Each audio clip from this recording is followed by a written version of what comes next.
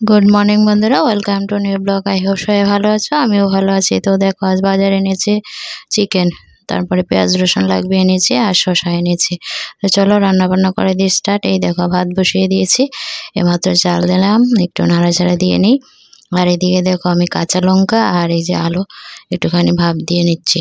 তো কাঁচা লঙ্কাটা ভাপ দিয়ে পেস্ট করলে ভালো হয়। তারপর দেখো আলুটা হয়ে গেছে, এখন ভাজছি আলুটা, চিকেনের আলুটা ভেজে তারপর চিকেনটা রান্না করবো আর কি। তো দেখো এদিকে ছেলের জন্য করব চিকেন লেগ পিস কষা, অনেকটা পরিমাণ পেঁয়াজ দিয়ে এখন ভেজে নিচ্ছি।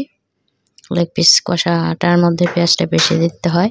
আর এদিকে পোলাও রান্না করছি ছেলের জন্য, ছেলের মন পছন্দের রান্না হচ্ছে গোবিন্দভোগ চাল ভেজে। আর এই দেখো চিকেন লেগ পিস কষা হয়ে যাচ্ছে, একটু নাড়াচাড়া দিয়ে নিচ্ছি। ভাজা ভাজা করে একটু গ্রেভির জন্য ঝোল দেব, উল্টিয়ে পাল্টিয়ে দিচ্ছি।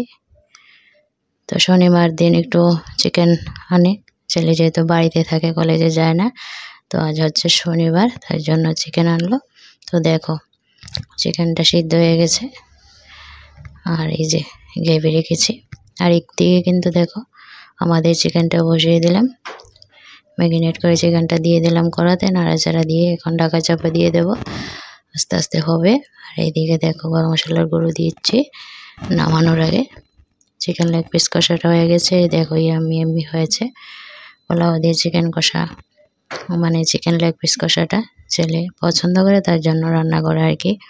আর ছেলে মাছও খেতে চায় না, চিকেনটা একটু খায়, তার জন্য ও যেদিন বাড়ি থাকে চিকেনটা আনে। এইদিকে দেখো আমার এই যে আলু দিয়ে পাতলা চিকেনের ঝোলটা হয়ে গেল, গরম মশলার গুঁড়ো দিয়ে নামিয়ে নিলাম।